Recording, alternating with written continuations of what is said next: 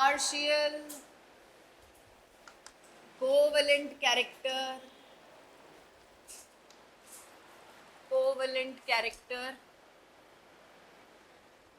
in ionic bond. Partial covalent character in ionic bond. क्या रहे हो तुम? क्या चाह रहे हो तुम? हर बेंच पर बैठकर देखना चाहते हो क्या? है? और ब्रैकेट में क्या लिखोगे? फजान्स रूल.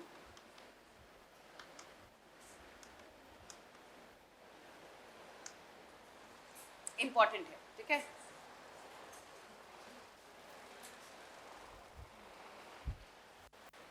राइट, तो ये क्या बताएगा हमें? ये बताएगा covalent character in ionic bond. Right, this is telling you what? Covalent character in ionic bond, जिसको हम कैलकुलेट नहीं कर सकते, कैन नॉट बी कैलकुलेटेड. इसको सिर्फ कंपेयर कर सकते हैं. It can only be compared, it can not be calculated. अब जब एक एक वर्ड में बोल रही हूँ 4-4 5-5 बार और लिख रही हूँ, तब तो तुम नोट्स बनाओगे नहीं. तब तो तुम्हारी खी हा हा हा हा चलता रहेगा. और फिर मुझे बोलोगे नोट्स नहीं लिखवाते हो आप, डिक्टेट नहीं करते हो आप. Thank you. राइट, अब पहले इसको समझते हैं कि कोवेलेंट कैरेक्टर आएगा कैसे. भाई आयनिक बॉन्ड में तो क्लियर चार्ज सेपरेशन है ना, एक पॉजिटिव आयन है, एक नेगेटिव आयन है. तो जब चार्जेस सेपरेट है तो कोवेलेंट कैरेक्टर कहाँ से आएगा? पहले तो कोवेलेंट कैरेक्टर का मतलब बताओ होता क्या है? चार्जेस का सेपरेट ना होना, शेयरिंग होना, है ना. जब जो इलेक्ट्रॉन क्लाउड है वो दोनों के बीच में प्रेजेंट हो तो क्या आ जाएगा? Covalent character. पर ये तो आयनिक बॉन्ड है, आयन से मिलकर बना है. एक पॉजिटिव आयन है, एक नेगेटिव आयन है, तो कोवेलेंट कैरेक्टर कैसे आएगा? तो इस कंसेप्ट को समझो. देखो, जब हम आयनिक बॉन्ड की यानी आयनिक कंपाउंड की बात करें, लेट्स से वो A+ और B- से बना होगा फॉर एग्जांपल. तो A+ कैसे बना होगा? A एटम से A+ बना होगा जब इसने इलेक्ट्रॉन लूज किया होगा. अब जब ये इलेक्ट्रॉन लूज करेगा, प्रोटॉन तो लूज नहीं करेगा ना, इलेक्ट्रॉन लूज करेगा, तो इसका Z इफेक्टिव, सोच के बताओ, पढ़ चुके हो इफेक्टिव न्यूक्लियर चार्ज. जब इसके इलेक्ट्रॉन कम होंगे, प्रोटॉन उतने ही है, तो Z इफेक्टिव बढ़ेगा. जब Z इफेक्टिव बढ़ेगा तो इसका फोर्स ऑफ अट्रैक्शन बढ़ेगा. इसका Z इफेक्टिव बढ़ रहा है तो इसका फोर्स ऑफ अट्रैक्शन बढ़ रहा होगा. दूसरी तरफ B है जो कि इलेक्ट्रॉन गेन करके किस में कन्वर्ट हो गया? B- में. इलेक्ट्रॉन बढ़ गए, इलेक्ट्रॉन क्लाउड और डेंस हो गया, तो Z इफेक्टिव कम हो जाएगा और इसका फोर्स ऑफ अट्रैक्शन कम हो जाएगा. क्या ये चीज समझ में आ रही है? ठीक है. अब जब ये दोनों बन गए तो कंपाउंड बनाने के लिए एक दूसरे को अप्रोच करेंगे. A+ और B- एक दूसरे को अप्रोच करेंगे. अब इसको इमेजिन करो, कैटायन है पॉजिटिवली चार्ज, जिसका फोर्स ऑफ अट्रैक्शन ज्यादा है, वो अप्रोच कर रहा है एनायन को जिसके पास एक इलेक्ट्रॉन क्लाउड है. उसका फोर्स ऑफ अट्रैक्शन उस इलेक्ट्रॉन क्लाउड की तरफ क्या हो चुका है? कम, क्योंकि उसका खुद का Z इफेक्टिव कम है. ये फोर्स ऑफ अट्रैक्शन किसके लिए? इलेक्ट्रॉन क्लाउड के लिए ना. तो कैटायन का इलेक्ट्रॉन क्लाउड के लिए फोर्स ऑफ अट्रैक्शन क्या है? बढ़ चुका है. और एनायन का फोर्स ऑफ अट्रैक्शन क्लाउड के लिए क्या हो चुका है? Come. Imagine both of them approaching each other. Cation anion को अप्रोच कर रहा है, तो जो कैटायन होगा वो एनायन को ऐसा होना चाहिए, स्फेरिकल. पर क्योंकि इसका Z इफेक्टिव बढ़ चुका है, इसका फोर्स ऑफ अट्रैक्शन बढ़ चुका है, ये इस इलेक्ट्रॉन क्लाउड को अपनी तरफ अट्रैक्ट करने लगेगा. तो एनायन एग्जैक्टली स्फेरिकल ना होकर किस तरीके से हो जाएगा? उसका इलेक्ट्रॉन क्लाउड किसकी तरफ अट्रैक्टेड रहेगा? कैटायन की तरफ अट्रैक्टेड रहेगा. राइट, इसका मतलब क्या आ जाएगा? डिस्टॉर्शन. डिस्टॉर्शन मतलब समझते हो ना, एक सिंपल सा वर्ड है, गड़बड़ होने लग जाएगी, डिस्टॉर्ट हो जाएगा. क्या डिस्टॉर्ट होगा? एनायन का इलेक्ट्रॉन क्लाउड. अब दिख रहा है क्या कोवेलेंट कैरेक्टर? ये इलेक्ट्रॉन क्लाउड दोनों के बीच में आ रहा है. इलेक्ट्रॉन क्लाउड दोनों एटम्स के, दोनों स्पीशीज के बीच में आ रहा है. चार्ज सेपरेशन कम हो रहा है. आयनिक बॉन्ड होते हुए भी उसमें क्या आने लग जाएगा? Covalent character. क्या ये बात आ रही है समझ में? यस, ये जो डिस्टॉर्शन आया है इसको बोला जाता है पोलराइजेशन। अभी मैं लिखवाती हूँ आपको, ये जो डिस्टॉर्शन आया है इसको क्या बोलते हैं? पोलराइजेशन। कौन पोलराइज कर रहा है किसको? कैटायन पोलराइज कर रहा है किसको? एनायन को। कैटायन डिस्टॉर्ट कर रहा है किसको? एनायन को। अब आपने कैटायन A प्लस लिया और दूसरी जगह लेट्स से X प्लस ले लिया, कहीं और Y प्लस ले लिया, अलग अलग कैटायन है, तो क्या सब इक्वल डिस्टॉर्शन प्रोड्यूस करेंगे? नहीं, अलग अलग करेंगे ना। यानी सारे कैटायन की पावर जो है, इस पोलराइजेशन की जो पावर है वो अलग अलग होगी, किसी की कम होगी किसी की ज्यादा। तो कैटायन की ये पावर जिससे वो क्या कर रहा है? एनायन के इलेक्ट्रॉन क्लाउड को डिस्टॉर्ट, ये क्या होती है? उसकी पोलराइजेशन पावर। तो कैटायन के लिए आप क्या टर्म यूज करोगे कि कैटायन की क्या है? Polarisation power. पूरा प्रोसेस क्या हो गया? पोलराइजेशन। कैटायन की ये टेंडेंसी, उसकी ये कैपेबिलिटी कि वो एनायन के इलेक्ट्रॉन क्लाउड को पुल कर सके अपनी तरफ। कैटायन की ये प्रॉपर्टी है, उसकी ये टेंडेंसी कि वो इलेक्ट्रॉन क्लाउड को डिस्टॉर्ट कर सके, पोलराइजेशन करवा सके, वो कैटायन की क्या हो जाएगी? Polarization power. और एनायन के क्लाउड का डिस्टॉर्ट होना, अलग अलग एनायन अलग अलग लेवल तक डिस्टॉर्ट होंगे ना, हो सकता है कोई कम हो, अपने क्लाउड को जाने ही ना दे, हो सकता है कोई ज्यादा हो। तो एनायन की ये tendency to get distorted, anion की tendency to get polarised will be the polarisability of anion. Polarisability of anion. तो एनायन के लिए आप क्या टर्म यूज करोगे? कितना पोलराइजेबल है वो, कितना डिस्टॉर्ट हो सकता है वो। कौन हो तुम? और कहाँ थे तुम? और किसके साथ थे तुम? और क्या कर रहे थे तुम? आओ, हमें तो लगा तुम चले गए। ये बच्चे सब भड़का रहे थे मुझे तुम्हारे खिलाफ, कह रहे थे, वो बोल रहा था कि पूनम मैम की क्लास कौन अटेंड करेगा। देखा देखा, देख रहे हो? मैं तो वही सुनती हूँ जिससे सुनकर अच्छा लगता है, सच कुछ भी हो उससे कोई फर्क नहीं पड़ता। ठीक है, चलो, तो ये तीनों टर्म समझ में आ गए जो बोर्ड पर लिखे हैं। ये प्रोसेस क्या हुआ? डिस्टॉर्शन का प्रोसेस। कोवेलेंट कैरेक्टर इंट्रोड्यूस करने का प्रोसेस क्या हुआ? Polarisation.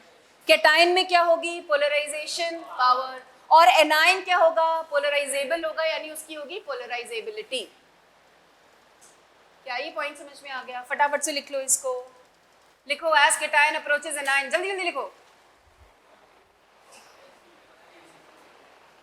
As cation approaches anion, as cation approaches anion to form ionic bond,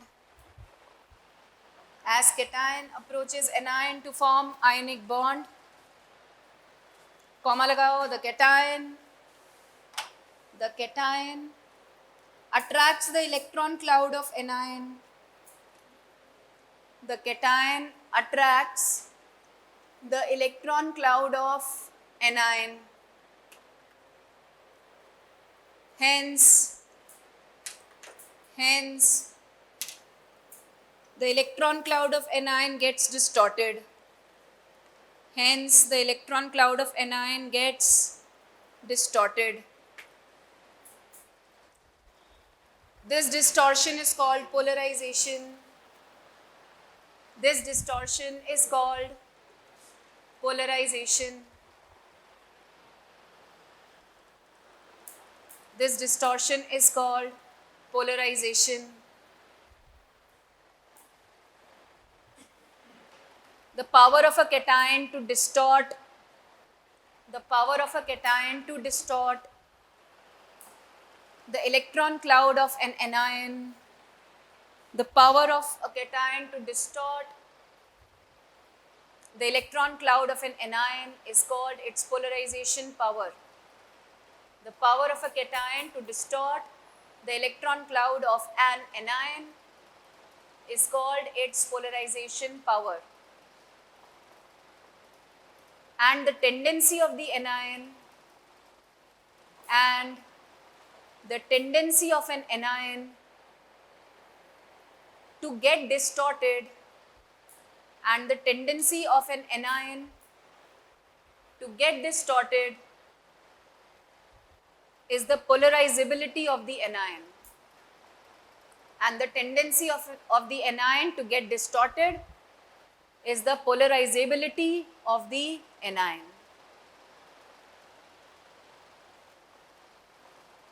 ठीक है, तो ये तीनों टर्म्स क्लियर होने चाहिए. प्रोसेस हो गया पोलराइजेशन, कैटायन के रिस्पेक्ट में आ जाएगी पोलराइजेशन पावर और एनायन के रिस्पेक्ट में आ जाएगी पोलराइजेबिलिटी. और इस वजह से क्या होगा, कोवेलेंट कैरेक्टर आना शुरू हो जाएगा. अब जितना ज्यादा पोलराइजेशन होगा, कोवेलेंट कैरेक्टर, जितना ज्यादा पोलराइजेशन होगा, पोलराइजेशन क्या है, ये डिस्टॉर्शन है ना, तो जितना ज्यादा पोलराइजेशन होगा कोवेलेंट कैरेक्टर उतना ज्यादा होगा, है ना. एक सेकेंड शांत. जितना ज्यादा पोलराइजेशन होगा, मोर द पोलराइजेशन जितना ज्यादा होगा कोवेलेंट कैरेक्टर उतना ही ज्यादा होगा. हाँ बोलो अब हिमानी, डाउट है? वापस क्या बता दूं? ये पूरी चीज जब कैटायन एनायन को अप्रोच करेगा बॉन्ड बनाने के लिए, तो क्योंकि इसकी अट्रैक्टिव पावर क्या है, ज्यादा, इसका जेड इफेक्टिव ज्यादा है ना, ये क्या करेगा, अपने क्लाउड को तो अट्रैक्ट कर ही रहा है, इसके क्लाउड को भी अट्रैक्ट करने लग जाएगा. तो ये स्फेरिकल ना रहकर एनायन, उसका क्लाउड ऐसे होने लग जाएगा ना, इसकी तरफ आने लग जाएगा. ठीक है, ये जो चीज आई है इसको क्या बोलते हैं, डिस्टॉर्शन. वो नॉर्मल ना रहकर वो क्या हो रहा है, डिस्टॉर्ट हो रहा है. राइट, इस डिस्टॉर्शन को ही क्या बोलते हैं, पोलराइजेशन. अब ये क्या, ये इलेक्ट्रॉन क्लाउड है ना, इलेक्ट्रॉन्स है ना, तो इलेक्ट्रॉन्स दोनों के बीच में आ रहे हैं, और दोनों के बीच में आ रहे हैं यानी शेयरिंग वाली बात आ जाएगी. इस वजह से क्या आने लग जाएगा, कोवेलेंट कैरेक्टर आने लग जाएगा. ऑल्दो बॉन्ड कैसा रहेगा, आयनिक. बॉन्ड तो आयनिक है, आयंस का मिलकर बना हुआ है, लेकिन क्लियर चार्ज सेपरेशन ना होकर क्या हो रहा है उसमें, ये थोड़ा थोड़ा शेयरिंग होने लग रही है, डिस्टॉर्शन आ रहा है. इस वजह से क्या हो रहा है, उसमें कोवेलेंट कैरेक्टर आ रहा है. इसी को क्या बोला गया है, पोलराइजेशन. अब जितना ज्यादा ये डिस्टॉर्शन होगा उतना ही ज्यादा क्या होगा, कोवेलेंट कैरेक्टर होगा. अगर ये डिस्टॉर्शन कम है तो कोवेलेंट कैरेक्टर कम है, आयनिक ज्यादा है. और जितना ही डिस्टॉर्शन बढ़ता जाएगा कोवेलेंट कैरेक्टर उतना बढ़ता चला जाएगा. और इस वजह से प्रॉपर्टीज चेंज होंगी. मेल्टिंग पॉइंट है, बॉइलिंग पॉइंट है, सॉल्युबिलिटी है, इन सब पर फर्क आने लग जाएगा. क्या ये पॉइंट समझ में आ रहा है? तो हमें कंपेयर करना होगा. सपोज मैंने आपको बोल दिया LiCl है और NaCl है, बताओ किसमें कोवेलेंट कैरेक्टर ज्यादा है, या किसमें आयनिक कैरेक्टर ज्यादा है, या वाटर में कौन ज्यादा सोल्यूबल होगा, या किसका मेल्टिंग पॉइंट बॉइलिंग पॉइंट ज्यादा है. तो वो आप किससे जज करोगे, इससे जज करो. तो जब हमें जज करना होता है कि कोवेलेंट कैरेक्टर कितना है, तो हम कुछ रूल्स फॉलो करते हैं, उनको क्या बोला गया है, फजान्स रूल. राइट, तो लिख लो, polarisation is determined by Fajans rules. Polarisation is determined by Fajans rules.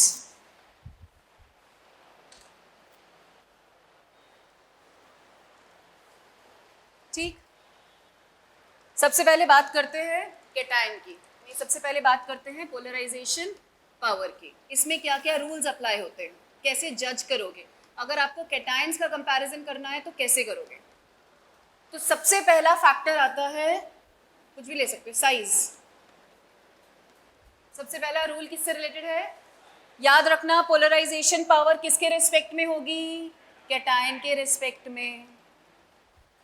अब सोचो, अगर कैटायन का साइज छोटा है, अगर कैटायन का साइज छोटा है तो उसकी पोलराइजेशन पावर कम होगी, ज्यादा होगी.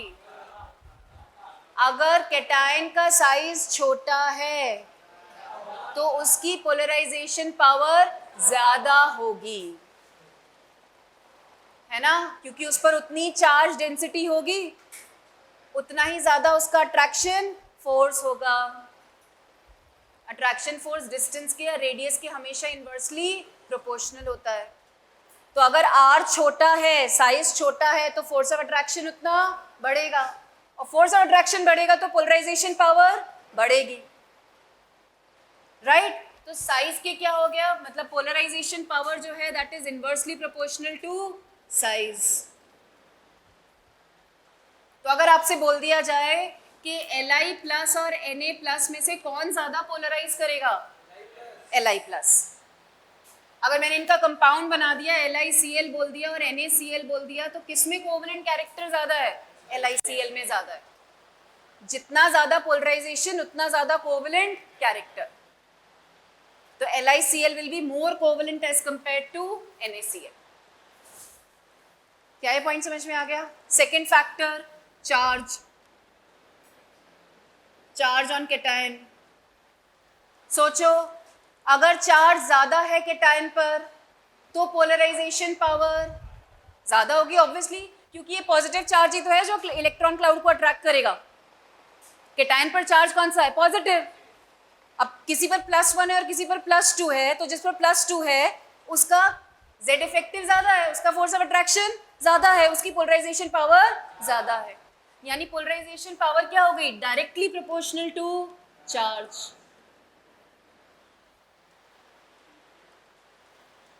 क्या ये पॉइंट समझ में आ रहा है? तो अगर आपसे बोल दिया कि लेट्स से Be2+ है और Mg2+ है, अच्छा चार्ज तो सेम हो गई तो साइज के बेसिस पर करोगे, Li+ है और Mg2+ है, तो ज्यादा किसकी होगी? Mg2+ की। अब इन दोनों फैक्टर को कंबाइन कर देते हैं, एक इंपॉर्टेंट टर्म निकालते हैं। इन दोनों फैक्टर को कंबाइन करके मैं क्या लिख सकती हूँ? Polarization power is directly proportional to charge upon size. ये लिख सकती हूँ, polarization power is directly proportional to charge upon size. ये जो चार्ज अपॉन साइज ये रेशियो है, यानी ये पोलराइजेशन पावर, इसको बोला जाता है आयोनिक पोटेंशियल। ये पोटेंशियल का ही फॉर्मूला बन गया ना, चार्ज डेंसिटी बन गई ना। साइज कम चार्ज ज्यादा, तो ज्यादा चार्ज डेंसिटी हो गई, ज्यादा पोटेंशियल हो गया, ज्यादा इलेक्ट्रिक फील्ड उसकी स्ट्रांग हो गई। राइट किसकी है? आयन की है, केटायन की है, तो इसको हमने टर्म क्या दिया है? आयोनिक पोटेंशियल, जिसको आप किससे डिनोट करते हो? फाई से, ऐसे।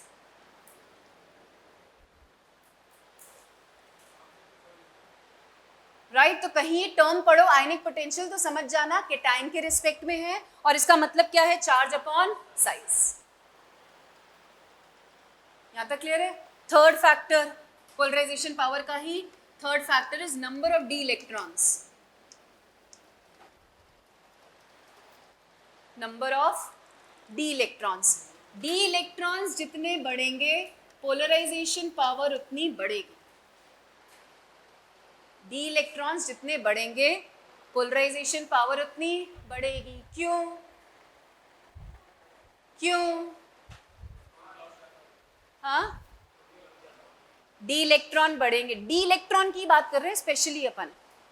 डी इलेक्ट्रॉन, जैसे अगर मैं आपसे बोलूं Fe2+, Fe के बाद क्या आता है? CO2+, Ni2+ और Cu2+, इनमें कंपेयर करो कि किसकी पोलराइजेशन पावर ज्यादा है। तो Fe2+ का कॉन्फ़िगरेशन क्या है? D6, 4s2 हटा दो, 3d6 बचेगा। इसका क्या है? D7, इसका क्या है? D8, इसका क्या है? D9। तो डी इलेक्ट्रॉन बढ़ रहे हैं ना, डी इलेक्ट्रॉन बढ़ रहे हैं तो पोलराइजेशन पावर बढ़ेगी। क्यों बढ़ेगी?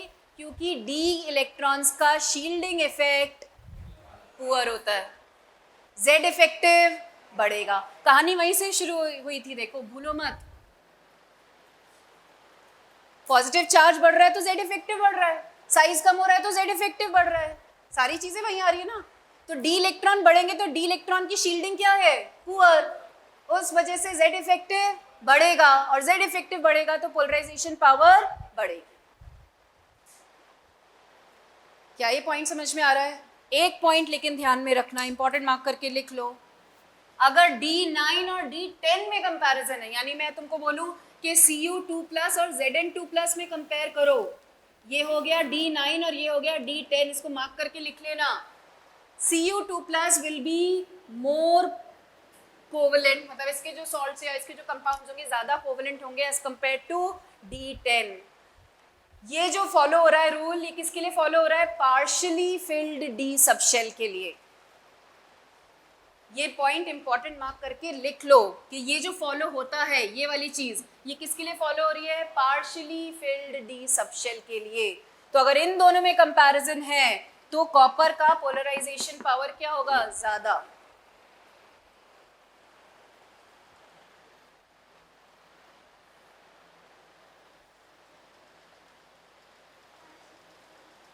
ये फैक्टर है कि डी बढ़ेगा तो पावर बढ़ेगी. This is applicable to partially filled d subshell.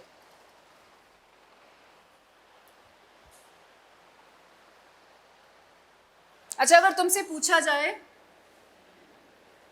Zn2 plus Cd2 plus और Hg2 प्लस ऐसे आ रहे हैं ना ग्रुप में, तो किसकी पोलराइजिंग पावर ज्यादा है? Zn2 प्लस Cd2 प्लस और Hg2 प्लस में से पोलराइजेशन पावर किसकी ज्यादा है? ऑल आर D10 है ना, 3D10, 4D10, 5D10. Zn2 plus क्यों?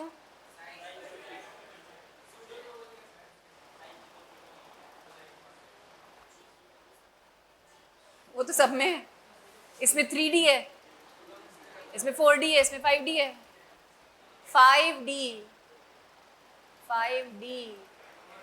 5D के पहले 4F यानी लैंथेनाइड्स, उनका लगेगा कॉन्ट्रैक्शन. भूल मत जाया करो, कुछ कुछ थंब रूल हैं. क्वेश्चन आए ना तो उसमें लैंथेनाइड कॉन्ट्रैक्शन सोचा करो. उसमें आगे अपन जो पढ़ेंगे हाइड्रोजन बॉन्डिंग सोचा करो. ये 3-4 चीजें मैं at the end of this chapter 3-4 चीजें आपको बताऊंगी जो क्वेश्चन में अगर ऑप्शन में है तो सबसे पहले उसी डायरेक्शन में दिमाग लगाना है. तो यहां पर जब आप नीचे जाओगे तो इस केस में इसके पहले क्या फिल हो रहा है? एफ, यानी लैंथेनाइड कॉन्ट्रैक्शन लगेगा. लैंथेनाइड कॉन्ट्रैक्शन लगेगा तो जेड इफेक्टिव बढ़ेगा, तो इसकी ज्यादा होगी, फिर इसकी, फिर इसकी. क्लियर? तीनों बातें समझ में आ गई. अब बात करते हैं किसकी? एनायन की. ये किस फैक्टर पर डिपेंड करेगा? ठीक है, तो ये तो था पोलराइजेशन पावर यानी कैटायन के फैक्टर की बात करी थी. अब बात करेंगे अपन एनायन के फैक्टर की. तो पोलराइजेबिलिटी,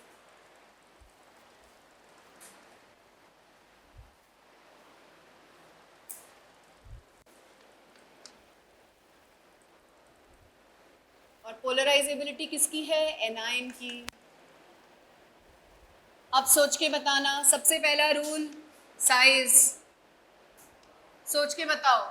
एनायन का साइज जितना बड़ा होगा उसकी पोलराइजेबिलिटी, एनायन का साइज जितना बड़ा होगा उसकी पोलराइजेबिलिटी उतनी ज्यादा होगी, क्योंकि उसकी खुद की पकड़ अपने इलेक्ट्रॉन क्लाउड पर क्या होगी? कम. नहीं समझे? इमेजिन करो. जब तक इमेजिन नहीं करोगे तब तक नहीं समझोगे. एनायन बड़ा है यानी फैला हुआ है ना, तो उसका इलेक्ट्रॉन क्लाउड उसके न्यूक्लियस से बहुत दूर है. उसका न्यूक्लियस पकड़ ही नहीं पा रहा है अपने इलेक्ट्रॉन क्लाउड को, इतने में दूसरा पकड़ लेगा, खींच लेगा. खींचना आसान हो जाएगा ना, डिस्टॉर्शन आसान हो जाएगा. राइट? तो अगर एनायन का साइज ज्यादा है तो पोलराइजेबिलिटी ज्यादा, यानी पोलराइजेबिलिटी डायरेक्टली प्रोपोर्शनल हो गई साइज के.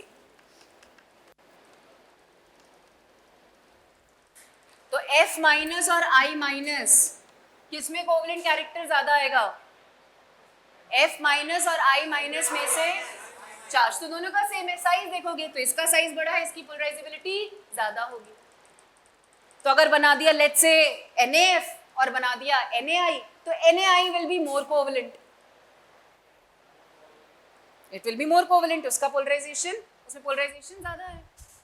ठीक है. Second factor charge.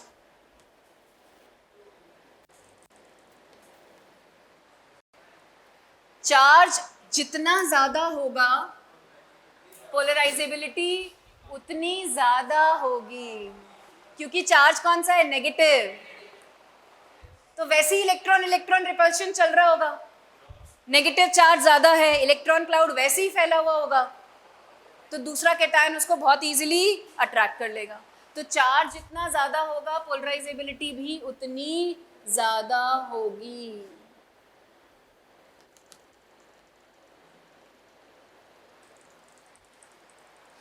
तो अगर आपसे बोल दिया N3 माइनस O2 माइनस और F माइनस में कंपेयर करो, तो N3 माइनस की सबसे ज्यादा, फिर O2 माइनस.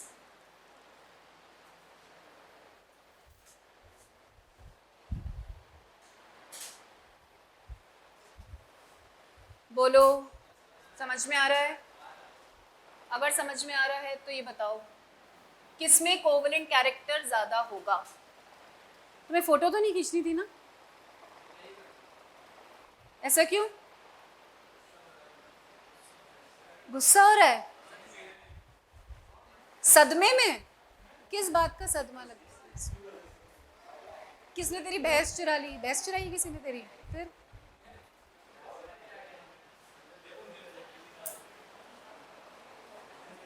और ऐसा क्या कर रही थी तुम? सूर्या सर को बोलना पर अब भंडारे में आए हो क्या? ऐसा क्या कर रहे थे तुम लोग? बैठे हुए थे?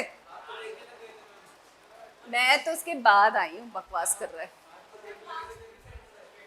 रिकॉर्ड हो रहा है तेरे स्टेटमेंट कैमरे में, सूर्या सर सुनेंगे तुम्हें। मार्क्स पूछ रहे थे टेस्ट के? अच्छा ठीक है, चलो बताओ O2 माइनस और OH माइनस, O2 माइनस और OH माइनस में पोलराइजेशन किस में ज्यादा होगा? दो फैक्टर है, साइज और चार्ज। O2 माइनस और OH माइनस में पोलराइजेशन किसका ज्यादा होगा? बोल जयेश, अक्कड़ बक्कड़ करके बोल दे फटाफट। O2 OH O2 OH, जल्दी बोल। गलत, O2 माइनस। चार्ज का फैक्टर ज्यादा डोमिनेंट है, चार्ज पहले देखना, ठीक है? और साइज का कंपैरिजन दिमाग में आएगा भी कैसे, राइट? तो चार्ज O2 माइनस ज्यादा है, ठीक है? अब एक एग्जाम्पल करते हैं अपन, उस एग्जाम्पल को इंपॉर्टेंट मार्क करना, उससे बहुत सारे तुम्हारे क्वेश्चन सॉल्व होंगे, पहला। और दूसरा पी ब्लॉक और एस ब्लॉक जब अपन पढ़ेंगे, जब उनकी केमिस्ट्री पढ़ेंगे तो उसमें बहुत हेल्प करेंगे, प्रॉपर्टीज को समझने में, रिएक्शंस को समझने में बहुत मदद होगी आपको, ठीक है?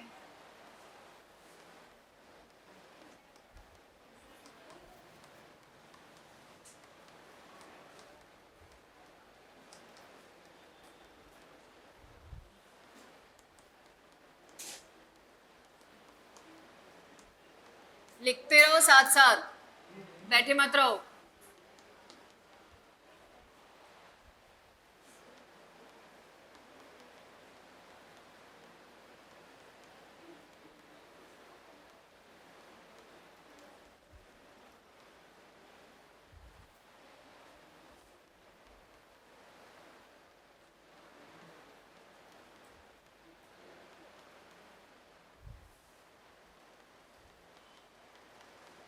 ज्यादातर जो सवाल बनेंगे वो यहीं से बनेंगे।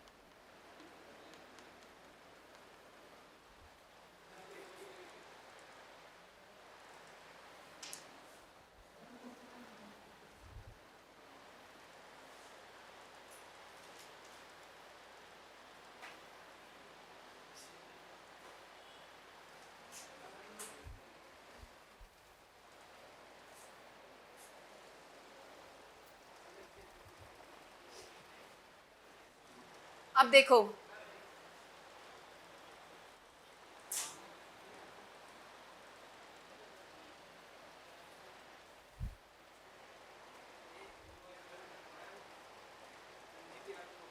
कहाँ पर? हाँ सॉरी, इतने समझदार, मैंने ये जानबूझकर लिखा कि तुम ध्यान भी दे रहे हो या नहीं दे रहे हो, मैंने जानबूझकर लिखा।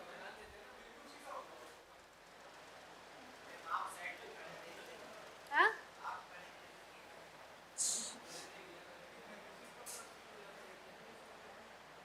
अभी देखो, FCl F minus, Cl minus, Br minus, I minus, तो पोलराइजेशन या कोवेलेंट कैरेक्टर किस तरफ बढ़ेगा? F माइनस से I माइनस, ऐसे कोवेलेंट कैरेक्टर बढ़ रहा है। F minus, Cl minus, Br minus, I minus, size बढ़ रहा है, साइज वाला फैक्टर चलेगा ना, तो कोवेलेंट कैरेक्टर बढ़ रहा है।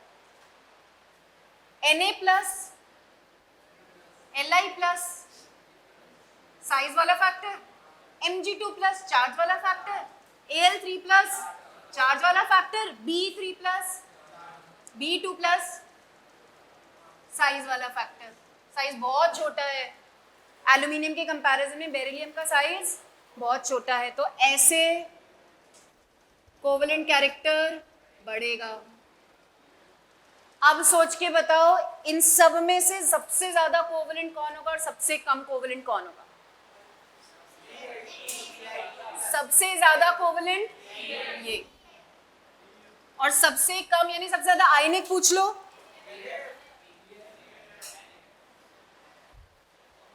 सबसे ज्यादा आयनिक है, सबसे कम कोवेलेंट कौन होगा? जो सबसे इधर होगा और सबसे नीचे होगा। ठीक है, अब थोड़े बादल बनाते हैं, यहां से कर लो, ये कर लो,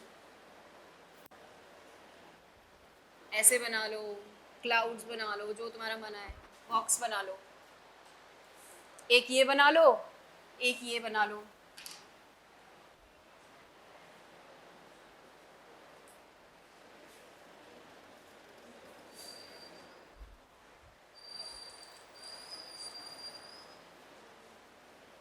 अलग अलग बनाना, दिखाई दें अलग अलग।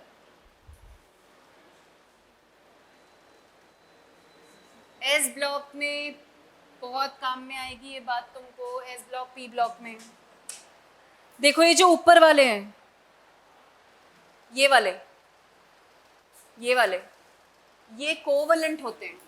दिखेंगे तुमको आयनिक, मेटल नॉन मेटल का बॉन्ड है, मेटल नॉन मेटल का कंपाउंड है, आयोनिक फील होगा, पर है क्या? कोवलेंट। ये जो नीचे वाले हैं, ये आयोनिक होते हैं, पर इनमें कोवलेंट कैरेक्टर बहुत ज्यादा होता है। ठीक है, तो ये होते आयोनिक हैं, पर इनमें कोवलेंट कैरेक्टर काफी ज्यादा है, और इसके लिए अपन टर्म क्या यूज करते हैं? Predominantly covalent. They are not covalent, but they are predominantly covalent. है तो आयोनिक ही, पर कोवलेंट कैरेक्टर काफी ज्यादा, प्रॉपर्टीज पे फर्क पड़ता है इसका। और बाकी जो छूटे हुए हैं वो सारे कैसे हैं? बढ़िया आयनिक।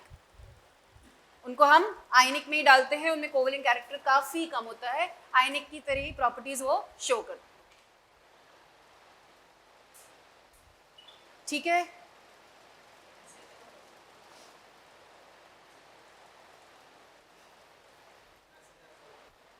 क्या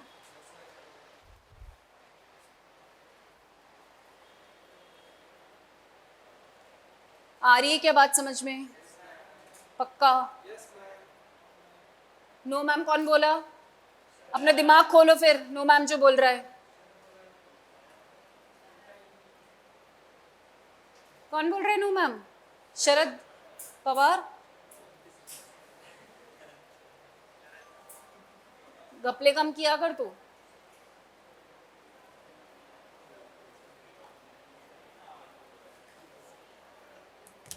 मैं देख रही हूँ तेरा 2-3 दिन से मन नहीं लग रहा है क्लास में, खोया खोया है तू कहीं। कौन तेरा क्या चुरा ले गया है? चुरा ली गई? नहीं, ले गया भी हो सकता है, कुछ भी हो सकता है।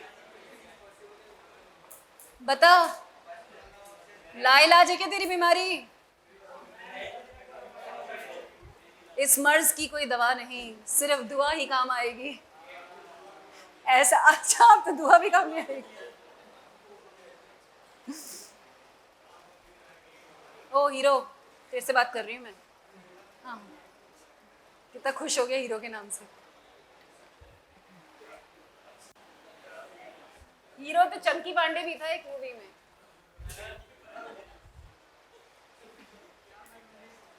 जरूरी नहीं हीरो शाहरुख खान ही हो।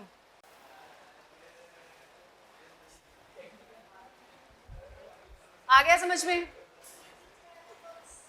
ये वाला, ये होते हैं आयनिक है, पर इनमें कोवलेंट कैरेक्टर बहुत ज्यादा होता है। ये तो होते ही कोवलेंट है। मतलब मैं क्या फारसी बोल रही हूँ कि उर्दू बोल रही हूँ कि तुझे समझ नहीं आ रहा? ये तो कोवलेंट ही है बेटा। These are covalent compounds, these are ionic, but they have high covalent character.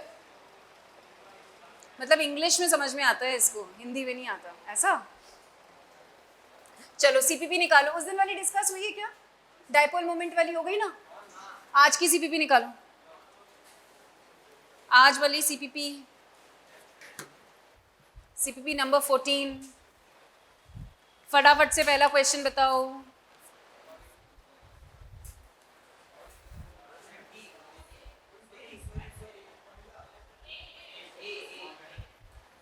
According to फजान्स,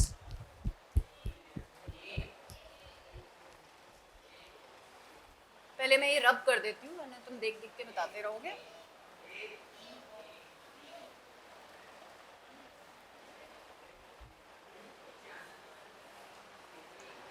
According to Fajan's rules, necessary condition to form covalent bond is A. Small cation, large anion.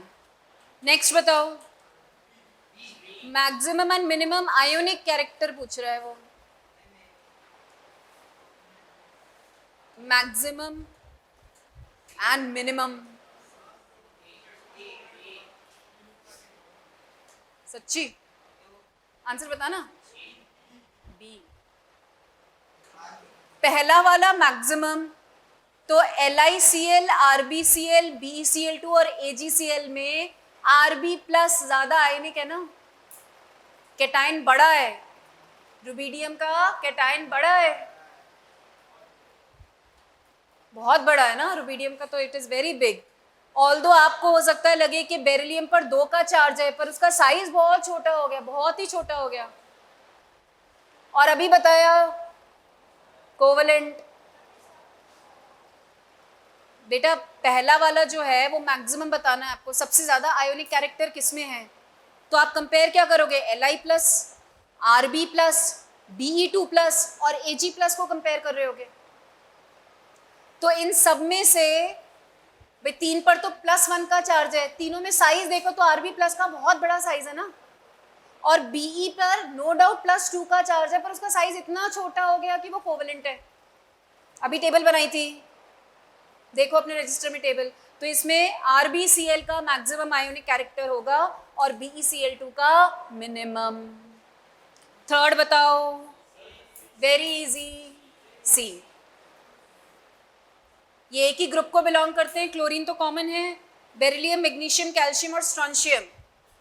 Group में नीचे जाओगे size बड़ा होगा cation का और polarisation कम हो जाएगा, polarisation power कम हो जाएगी, तो सी ऑप्शन आ जाएगा, थर्ड ऑप्शन। फोर्थ बताओ, इसमें आप क्या करोगे, चार्ज के बेसिस पर चलोगे, क्योंकि सबके साइज बड़े ही वैरी कर रहे हैं। सिंपल चार्ज देख लो तो आंसर आ जाएगा ए।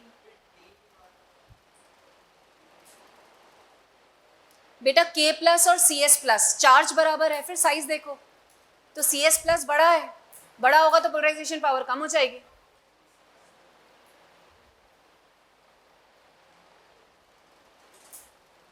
अच्छा, मोस्ट आयोनिक कंपाउंड, मैं उस टेबल की बात नहीं कर रही, मैं वैसे बात कर रही हूँ। मोस्ट आयोनिक कंपाउंड है, compound most ionic compound,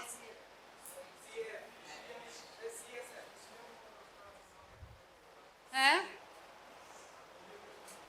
most ionic compound CSF।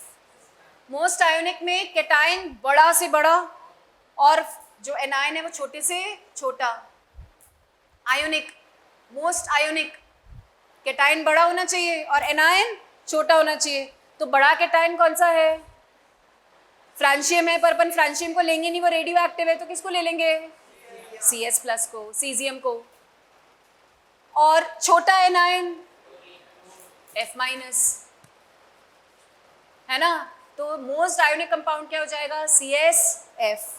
चलो आगे बताओ, maximum covalent character is associated with the compound. Maximum covalent character, maximum covalent character, अब इसमें एनायन भी किसी किसी में डिफरेंट है और कैटायन भी किसी किसी में डिफरेंट है। तो पहले देखो कैटायन देख लो, Na plus, Mg2 plus, Al3 plus, covalent किस कौन ज्यादा होगा, Na plus, Mg2 plus, Al3 plus, Al3 plus, है ना। एनायन देखो I और Cl, I minus Cl minus, किस में कोवलेंट कैरेक्टर ज्यादा होगा, I माइनस, तो इस तरफ से एल, इस तरफ से आई, क्या बन गया? डी ऑप्शन, फोर्थ ऑप्शन है मैक्सिमम कोवलेंट। नहीं नहीं, ऑल नहीं है वो, AlI3 है, ऑल नहीं है, ऑल 3 नहीं लिखा हुआ वो AlI3 है। ठीक है, चलो नेक्स्ट बताओ। Out of the following the compound with the maximum ionic nature,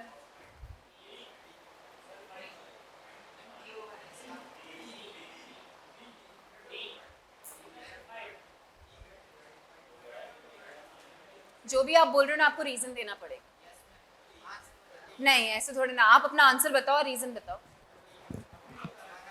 D, आपका कहना है डी, यानी मेटल सल्फाइड। क्यों लगता है आपको ऐसा? सल्फर पर 2- है, तो ऐसे तो ऑक्साइड में भी 2- है, ऑक्साइड में भी 2- है, सल्फाइड में भी 2- सल्फर का साइज बड़ा है। अच्छा, तो वो पूछ रहा है मैक्सिमम आयोनिक नेचर।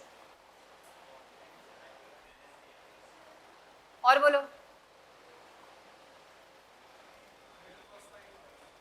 फॉस्फाइड, क्योंकि P पर 3- का चार्ज है। भाई मेटल तो कॉमन है, मेटल तो एक ही मानोगे सब में, चाहे +1 का मानो सब में या +2 का मानो, तो फॉस्फोरस पे यानी फॉस्फाइड पे -3 का चार्ज है। तो मेरे बेटे हो, मेरे बच्चों, बेटियों और बेटों को मिक्स कर दिया मैंने।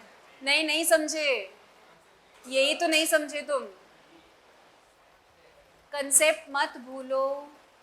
तुम देख रहे हो कोवलेंट कैरेक्टर, मैं पूछ रही हूँ ionic character. Ionic character, ionic character, जितना डेल्टा EN होगा, जितना EN में डिफरेंस होगा, उतना आयनिक नेचर ज्यादा होगा। डायरेक्शन गलत पकड़ ली तुमने। जितना डेल्टा EN होगा, तो मेटल तो सेम मानो, जो भी अज्यूम कर रहे हो सेम अज्यूम करो। सबसे ज्यादा डेल्टा EN किस में होगा? सबसे ज्यादा डेल्टा EN मेटल ऑक्साइड में होगा। ऑक्सीजन 3.5 इलेक्ट्रोनेगेटिविटी, क्लोरीन 3, फास्फोरस कितनी होती है? फास्फोरस की इलेक्ट्रोनेगेटिविटी 2.5, और सल्फर की 2.1, सल्फर की 2.4, 0.3 का डिफरेंस आना। तो आंसर क्या आएगा? Metal oxide. आयनिक नेचर में भूलो मत, डेल्टा EN बहुत इंपॉर्टेंट रोल प्ले कर रहा है।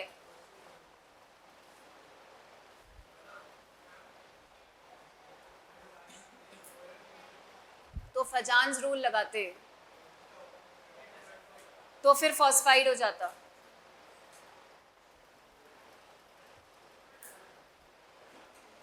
क्वेश्चन का डायरेक्शन समझो।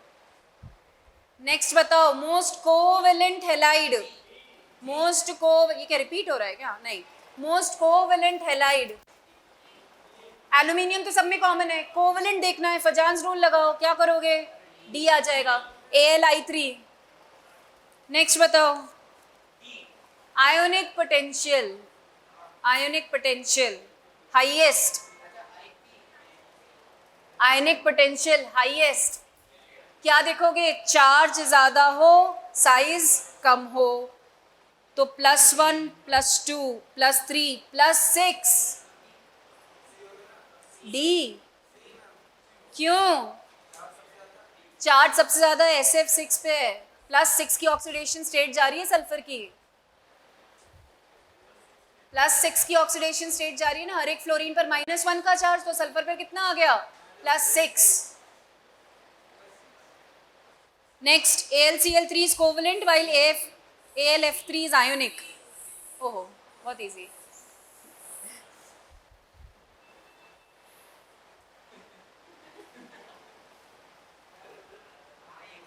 उसको मत बोलो कुछ भी, बहुत सीधा लड़का है।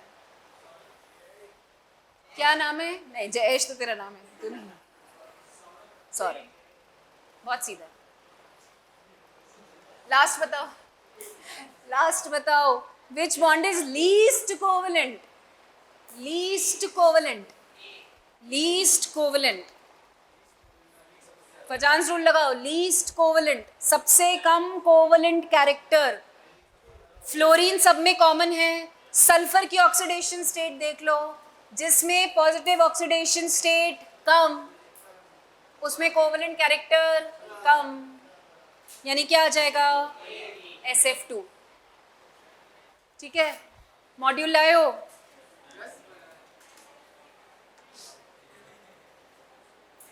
खोलिए मॉड्यूल, चलो बताओ, क्वेश्चन बताओ। एक्सरसाइज 2, एक्सरसाइज 2,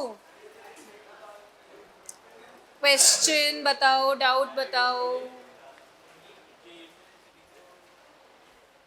डाउट बताओ।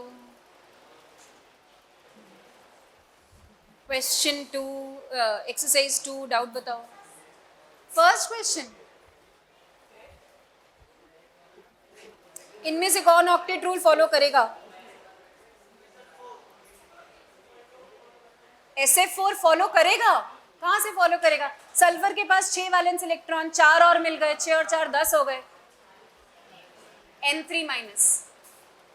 सेकंड बताया था उस दिन। बैक बॉन्डिंग समझा दूं तुम्हें? हैं, बैक बॉन्डिंग समझा देती हूँ इसी बात पे। नो मैम मतलब कौन बोला?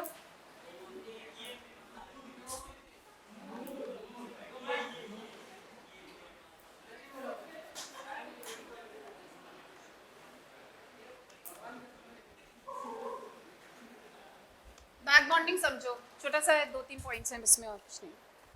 बैक बॉन्डिंग कब होगी? जब मॉलिक्यूल में ऑलरेडी कोवेलेंट बॉन्ड है। एक एग्जांपल से समझते हैं, है ना, जैसे BF3 है, बहुत अच्छा एग्जांपल है बैक बॉन्डिंग का। बोरॉन सेंट्रल एटम है, हाइब्रिडाइजेशन निकालो फटाफट।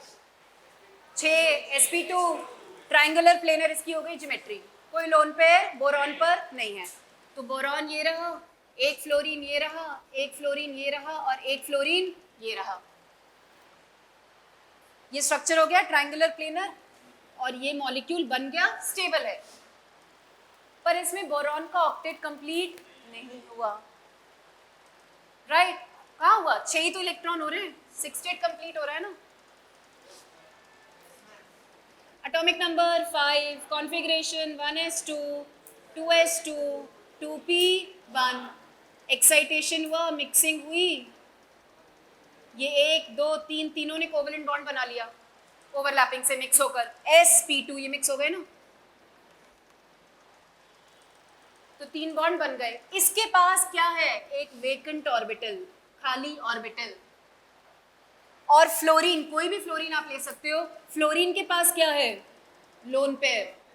7 इलेक्ट्रॉन थे फ्लोरीन के पास, यूज तो उसने एक ही किया है ना, तो 3 लोन पेयर बचे ना इसके पास, फ्लोरीन के पास। तो फ्लोरीन के पास क्या है? लोन पेयर प्रेजेंट है। और बोरॉन के पास क्या है? Vacant orbital. अब ये क्या करेगा? अपना लोन पेयर इसके साथ शेयर, इसे बोलते हैं बैक बॉन्डिंग। लेकिन बैक बॉन्डिंग की कंडीशन क्या है? जिनके बीच में बैक बॉन्डिंग है उनमें से किसी एक को सेकेंड पीरियड का होना चाहिए, तब बैक बॉन्डिंग पॉसिबल होगी।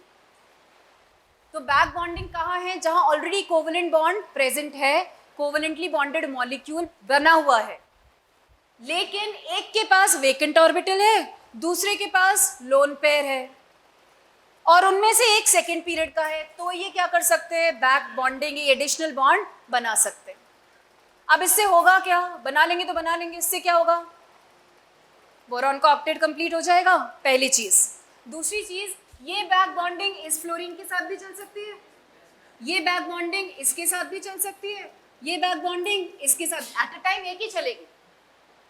यानी ये जो पाई बॉन्ड होगा, ये इधर नहीं तो इधर, नहीं तो इधर, नहीं तो इधर घूमता रहेगा ना, और इस घूमने को क्या बोलते हैं? डीलोकलाइजेशन यानी रेजोनेंस। और जब भी ऐसे घूमता है पाई इलेक्ट्रॉन, उससे स्टेबिलिटी बढ़ती।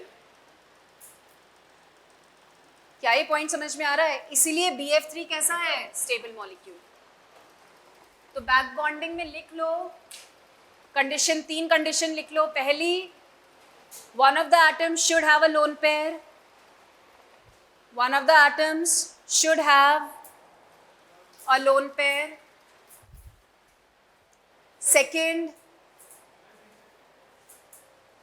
one of the atoms should have a lone pair.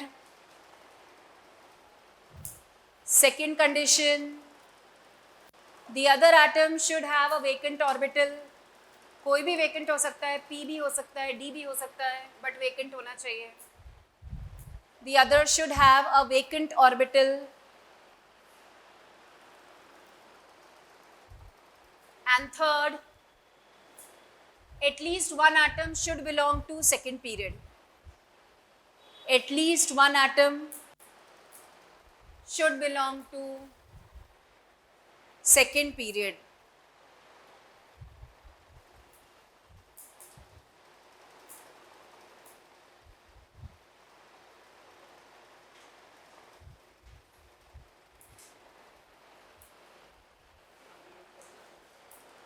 ठीक है, एग्जाम्पल दे दो। है नियॉन, नियॉन तो क्या ही करेगा?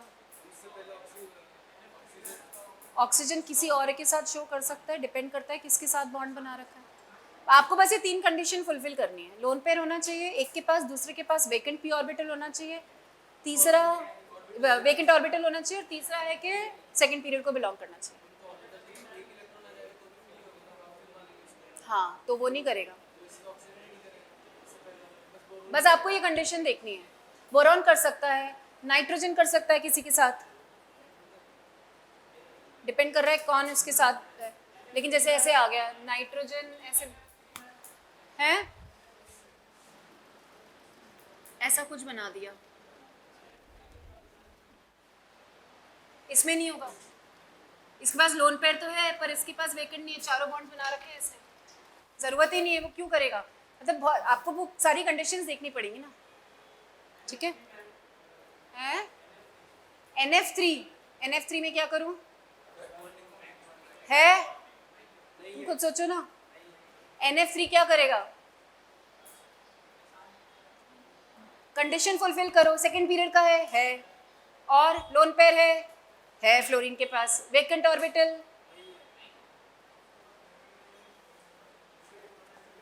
तीनों कंडीशन फुलफिल होनी चाहिए, बस बात खत्म। इसी पर ही बेस्ड आपका ये सवाल था, which of the following compounds exist. और ये तो मैंने लास्ट क्लास में समझाया भी था यार। हाँ, डाइबोरेन B2H6। और बोलो, फटाफट बोलो। Fourth, in which of the following molecule electron of 2s in carbon is not promoted to 2p subshell? 2s in carbon is not promoted to 2p subshell. आपने एक्सरसाइज करी है सॉल्व? आप बताओ answer fourth का। वो पूछ रहा है इनमें से किसमें कार्बन का 2s 2p में प्रमोट नहीं हो रहा है।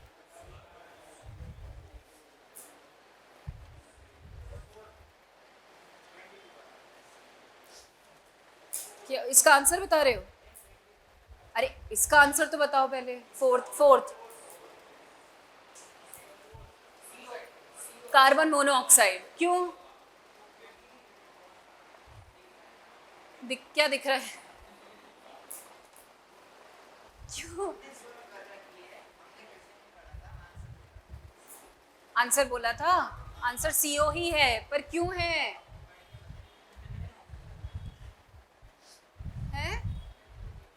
ऑक्टेट कंप्लीट है तो बाकी में नहीं है कंप्लीट, ऐसा क्यों? है तो सही। किससे? Carbon 1s2 2s2 2p2।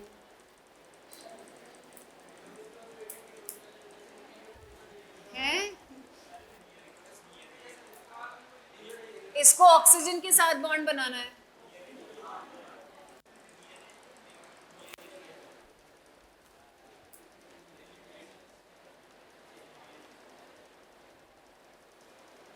ये कंडीशन है इसकी।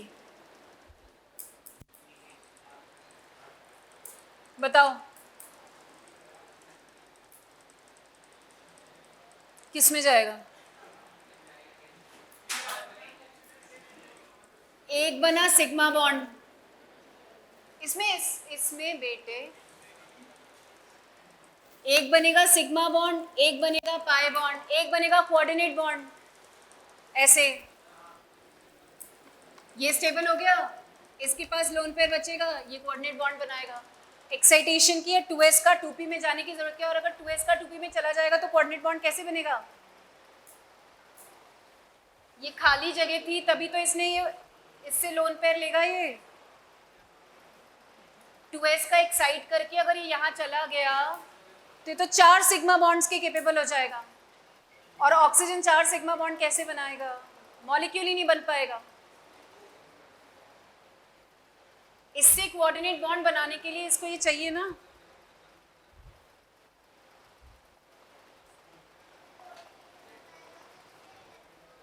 बेटा कोऑर्डिनेट बॉन्ड मतलब एक इलेक्ट्रॉन पेयर, ठीक है? इसके पास 4 है ना, इसके पास 4 वैलेंस इलेक्ट्रॉन है ना, 5, 6 और एक पेयर कोऑर्डिनेट का, तभी तो 8 होंगे ना।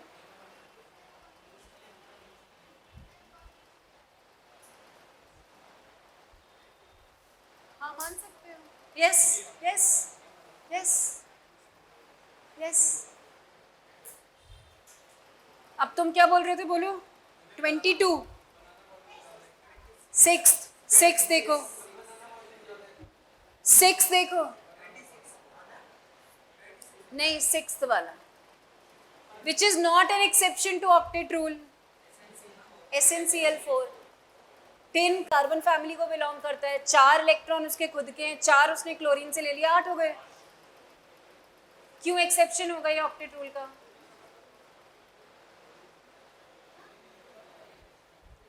तीन कार्बन फैमिली को बिलोंग करता है तो 4 वैलेंस इलेक्ट्रॉन है ना, उसने 4 क्लोरीन से बॉन्ड बनाया है, तो 4 और 4 8 हो तो गया octet.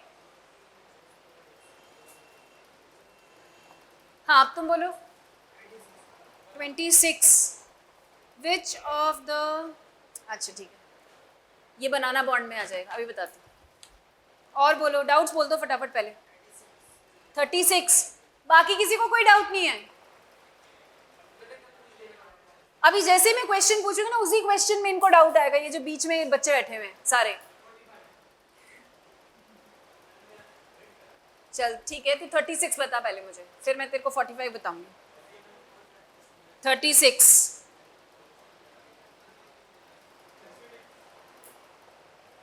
CO2 is a gas while SiO2 is a solid but both are। CO2 gas है, SiO2 सॉलिड है, पर दोनों में कॉमन बात क्या है? देखो, कोवलेंट कंटेनिंग पाई बॉन्ड, इस बात को समझो। SiO2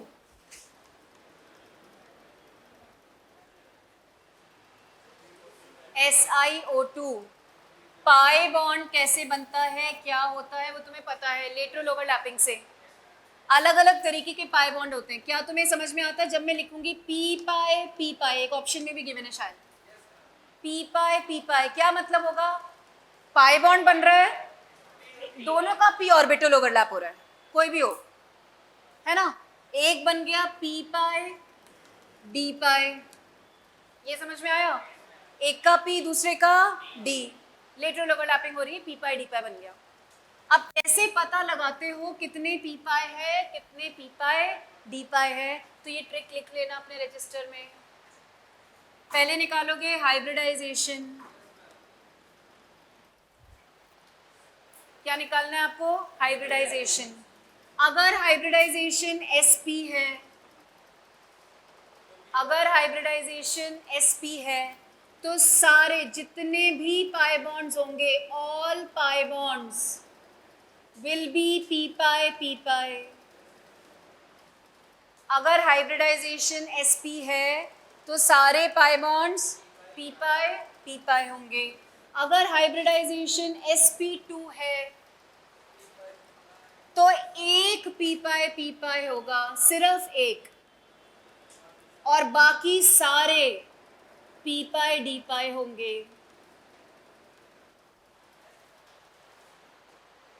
ठीक है। और अगर हाइब्रिडाइजेशन sp3 या sp3d, इस पर भी मैंने एक वीडियो बना रखी है, देखते नहीं हो तुम लोग,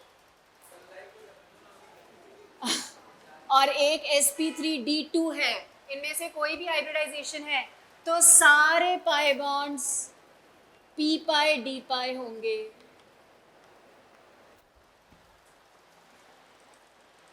ठीक है। अब तुमसे पूछ लिया CO2 में पाई बॉन्ड कौन सा है? CO2 का हाइब्रिडाइजेशन निकालो। sp कितने पाई बॉन्ड है? 2 है ना, सिग्मा सिग्मा पाई पाई, दोनों ही कैसे होंगे? p पाई। sp हाइब्रिडाइजेशन है ना, sp3 हो चाहे sp3d हो चाहे sp3d2 हो, d3 में पाई बॉन्ड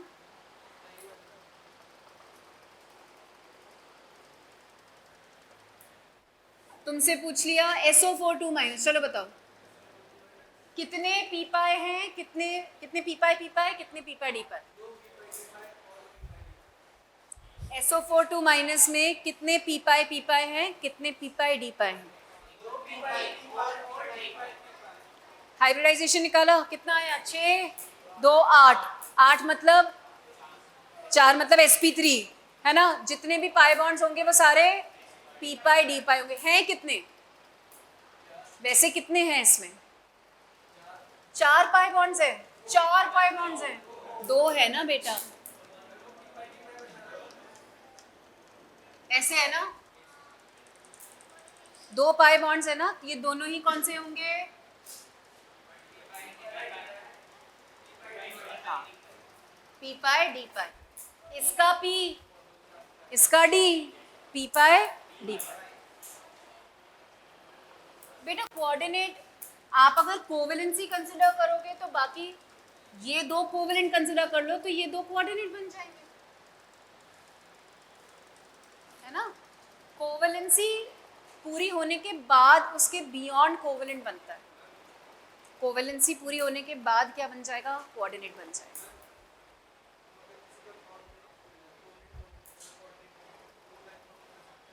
क्या एग्जाम्पल दे, स्पेसिफिक एग्जाम्पल पूछ। CO ये, हाँ तो कोवेलेंट तो है ना, पहले तो कोवेलेंट ही बनेगा, उसके बाद ज़रूरत होगी और वो कंडीशन फुलफिल होगी तो बैक बॉन्डिंग हो सकती है, कोई दिक्कत नहीं। चलो तो क्या हुआ इस क्वेश्चन में, कहाँ गया? हाँ अच्छा, अब SiO2 सुनो, SiO2 सुनो, SiO2 ऐसे नहीं बन सकता क्या जैसे CO2 बन रहा है, सेम फैमिली के ही तो है, ऐसे बन जाए। CO2 ऐसे बन रहा है ना, तो SiO2 ऐसे बन जाए, क्यों नहीं बन सकता? बहुत वीक है, हाँ ये नहीं बन सकता। मुझे भी सुनाई दे, ये इसलिए नहीं बनता बेटा क्योंकि इसमें जो पाई बॉन्ड बनेगा वो बहुत वीक बनता है, इसको स्टेबल नहीं होने देगा। तो इसमें होता क्या है, इसमें ऐसा नेटवर्क सॉलिड बनता है,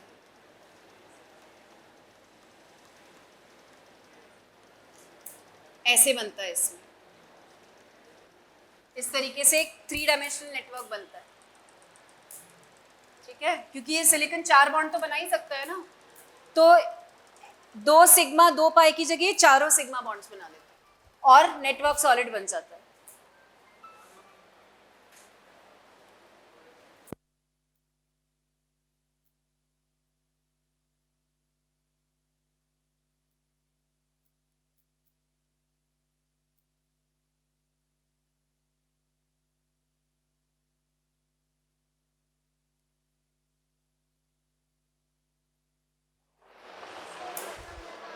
हाँ,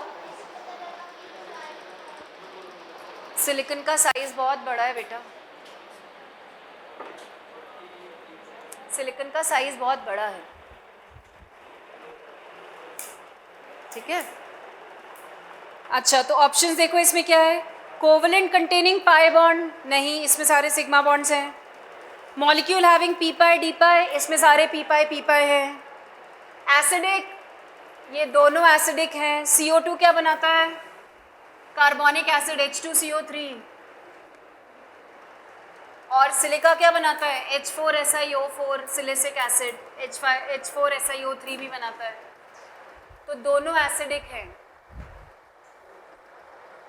डिस्क्रीट मॉलिक्यूल मतलब डिस्क्रीट मॉलिक्यूल, अलग अलग मॉलिक्यूल्स, तो इसमें तो अलग अलग मॉलिक्यूल्स हैं, एक मॉलिक्यूल है CO2 का, दूसरा मॉलिक्यूल है, तीसरा मॉलिक्यूल है, इसमें अलग अलग मॉलिक्यूल नहीं है, ये पूरा एक नेटवर्क सॉलिड के फॉर्म में है, 3 डायमेंशनल स्ट्रक्चर है ना, फैलता चला जाएगा। डिस्क्रीट मॉलिक्यूल, एक मॉलिक्यूल ये, एक मॉलिक्यूल ये, ऐसे इस फॉर्म में नहीं है, राइट। चलो नेक्स्ट डाउट बोलो, कौन सा बोल रहे थे, 45 बोला था। Bond order and formal charge of perchlorate ion, perchlorate ion क्या होता है, परक्लोरेट आयन ClO4 माइनस, है ना, परक्लोरिक एसिड क्या होता है HClO4। तो क्या पूछ रहा है इसमें, bond order and formal charge निकालो।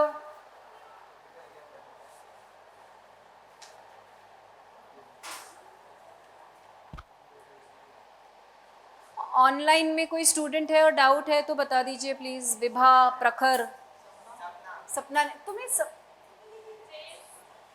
सपना नहीं है, आई एम सॉरी, मुझे बड़ा दुख है तुम लोगों के लिए, सपना नहीं है,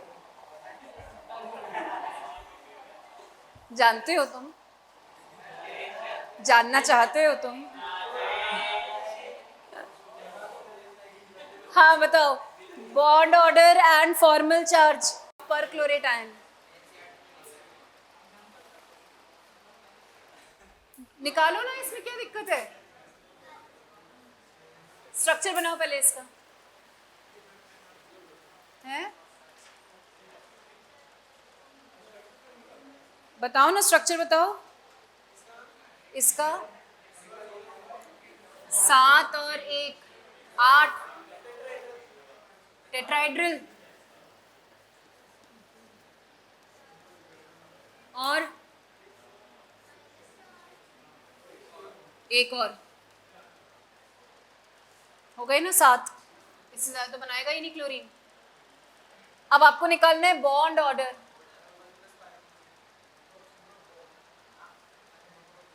है बॉन्ड ऑर्डर का फॉर्मूला एक शॉर्ट फॉर्मूला है ना, 1+, हाँ लिख लो ये फॉर्मूला, कहीं भी ट्रिक है ये, 1+ pi upon sigma, 1+ pi by sigma, कहीं कहीं लगेगा नहीं, बट हाँ ज्यादातर जगह लग जाएगा।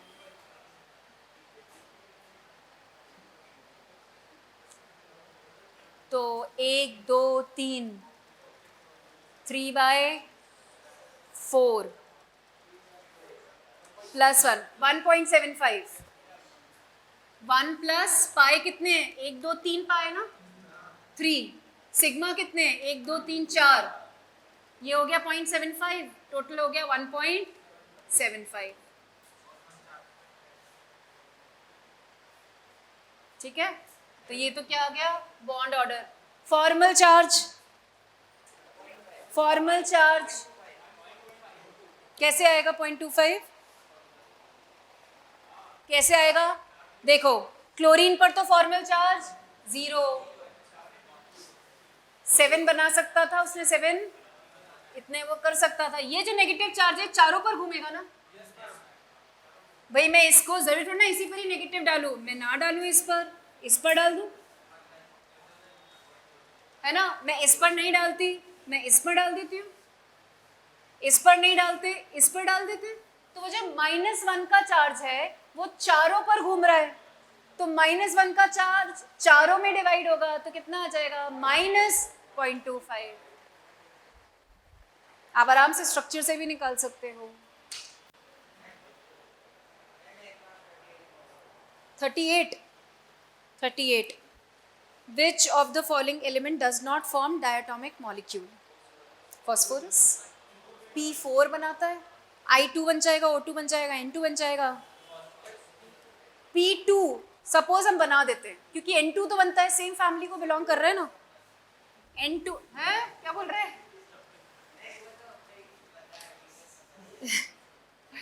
N2 बनता है, P2 नहीं बनता है। क्यों? N2 में क्या है, N और N का ट्रिपल बॉन्ड।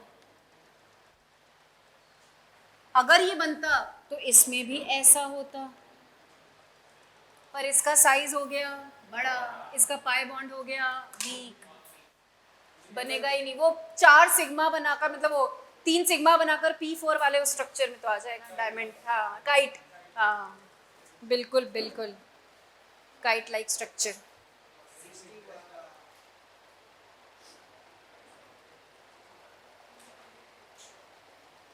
सेम वही रीजनिंग है कार्बन और सिलिकॉन वाली। साइज छोटा था तो कार्बन में पाई बॉन्ड बन गया था, सिलिकॉन में उतना स्ट्रांग नहीं बन पाया, तो प्रेफर करेगा कुछ और कर लेता हूँ। वही सेम इसमें है, ये नहीं बनेगा।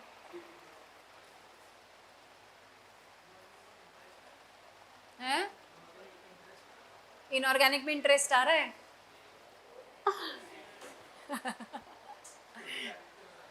नहीं, इनऑर्गेनिक वैसे अच्छा है, मतलब मुझे अच्छा लगता है।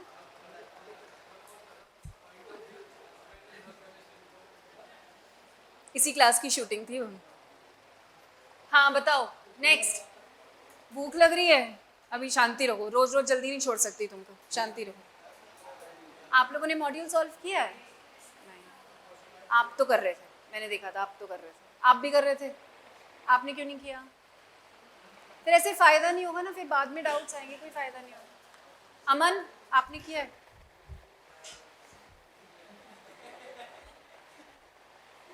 इधर, आपका नाम क्या है बेटा? हाँ हाँ, दीपक। दीपक, आपने सॉल्व किया मॉड्यूल? डाउट नहीं है? एक भी डाउट नहीं है? चलो बताओ, नेक्स्ट बताओ। अच्छा, इस चैप्टर में ना एक टॉपिक आता है जो भी मैंने टर्म भी लिया था, रेजोनेंस। आता होगा शायद आप लोगों को, नहीं भी आता कोई बात नहीं, यहाँ ज़्यादा काम का नहीं है, ऑर्गेनिक पढ़ोगे उसमें सिखा दिया जाएगा, ठीक है? कुछ नहीं है उसमें, पाई इलेक्ट्रॉन ऐसे घूमते हैं, डीलोकलाइजेशन ऑफ पाई इलेक्ट्रॉन। या तो वीके सर पढ़ाएंगे, या मोहित पढ़ा सकता है, या योगेश सर पढ़ा सकते हैं। वीके सर भी पढ़ा सकते हैं, बाकी मुझे पता नहीं कौन पढ़ा। कौन? मैं? बेटा मेरे को ऑर्गेनिक आती ही नहीं। मैं IUPAC पढ़ा सकती हूँ तुम्हें, बस आइसोमेरिज्म पढ़ा सकती हूँ, बस इससे ज्यादा नहीं। मुझे पता नहीं है, आई डोंट नो। चलो डाउट बोलो। 82 देखो, 82 कहाँ है? 82, अरे ये इसी पर ही बेस्ड है। वो पूछ रहा है 82, देखो क्वेश्चन नंबर 82। किसमें पी पाई और डी पाई दोनों होंगे, तो जिसमें sp2 हाइब्रिडाइजेशन होगा उसमें होंगे, निकाल लो, और कोई ऑप्शन होगा ही नहीं। तो SO3 आ जाएगा। SO3 में 3 पाई बॉन्ड है ना, एक पी पाई डी पाई होगा, एक पी पाई होगा, बाकी दोनों पी पाई डी पाई होंगे। नहीं समझे? होमवर्क पूरी एक्सरसाइज टू जो अपन टॉपिक्स पढ़ चुके हैं, ठीक। देखो, अगर आप मॉड्यूल सॉल्व किए बिना क्लास में बैठोगे ना, तो एक तो आपको कुछ समझ में नहीं आ रहा होगा, दूसरा आपको इंटरेस्ट भी नहीं आ रहा होगा। गलती तुम्हारी होगी और तुम बोलोगे हमें इनऑर्गेनिक की क्लास में मजा नहीं आता, बदनाम कौन होगा?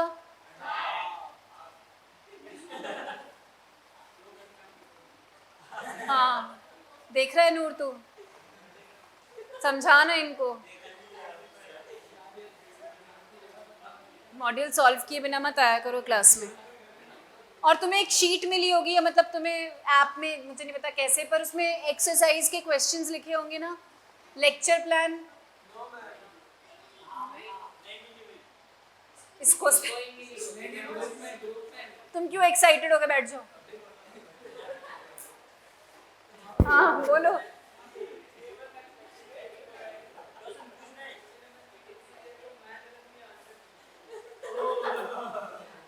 क्वेश्चन नंबर 83 में,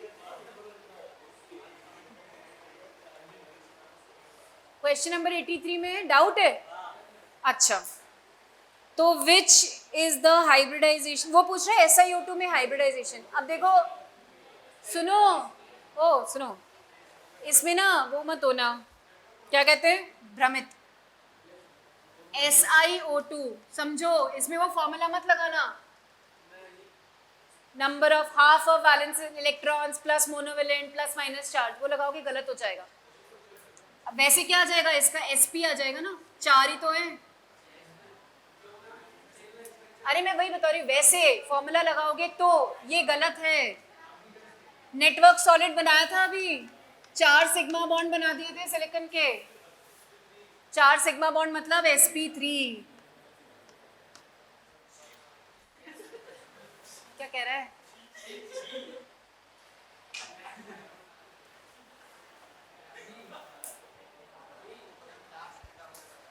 हाँ 95, 91,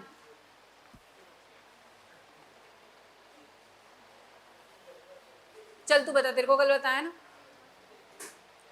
देखो 91, देखो क्वेश्चन नंबर 91,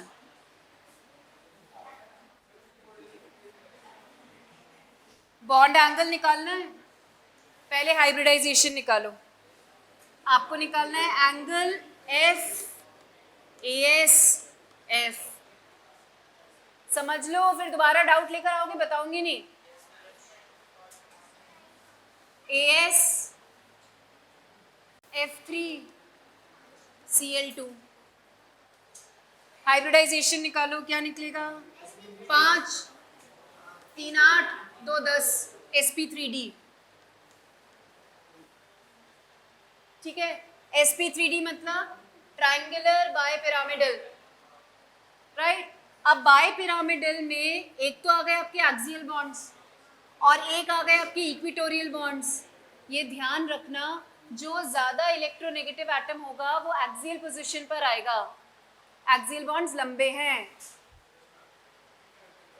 नहीं लिखा हुआ तो लिख लो, या यहीं पर ही मॉड्यूल में इसी क्वेश्चन में लिख लो, ज़्यादा इलेक्ट्रोनेगेटिव एटम कहाँ प्लेस करना है, एक्सियल पोजीशन पर। सेंटर में तो कौन आ गया, आर्सेनिक, यहाँ आ जाएगा एक फ्लोरीन, ये आ गया दूसरा, अब तीसरा तो डेफिनेटली इक्विटोरियल पर आएगा कहीं ना कहीं, और बाकी दो क्या आ गए, क्लोरीन। अब वो आपसे पूछ रहा है एंगल FASF, FASF। अब FASF तो ये वाला एंगल भी है, कितना, 180, और FASF ये वाला एंगल भी है 90। आ रहा है समझ में? तो दोनों एंगल FASF, इसमें दोनों एंगल होंगे कौन से, 90 भी और 180 भी। इसमें पूछ रहा था ClAsCl, ClAsCl 120 ट्रायंगल है ना, ठीक है, एंगल देखकर फिर बताना। FASCl